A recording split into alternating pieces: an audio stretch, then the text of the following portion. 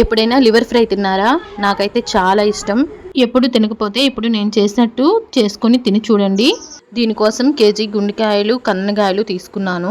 ముందు వీటిని శుభ్రంగా కడిగి పక్కన పెట్టుకోవాలి. పొయ్యి మీద కడాయి పెట్టుకొని దాంట్లో కొంచెం ఆయిల్ పోసుకొని వేడెక్కాక 2 ఉల్లిపాయలు కట్ చేసి అందులో వేసుకోవాలి. త్వరగా వేగాలంటే దాంట్లో కొంచెం సాల్ట్ వేసుకుంటే త్వరగా వేగిపోతాయి.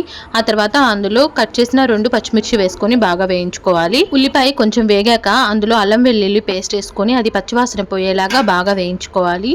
ఆ తర్వాత ముందుగా మనం కడిగి పెట్టుకొని ఉన్న చికెన్ ముక్కలన్నీ దాంట్లో వేసుకొని బాగా వేయించుకోవాలి. ఇప్పుడు ఇందులో కొంచెం పసుపు వేసుకొని బాగా మిక్స్ చేసుకొని మూత పెట్టి ఒక పావు గంట వదిలేయాలి. అప్పటికి బాగా మగ్గిపోతుంది.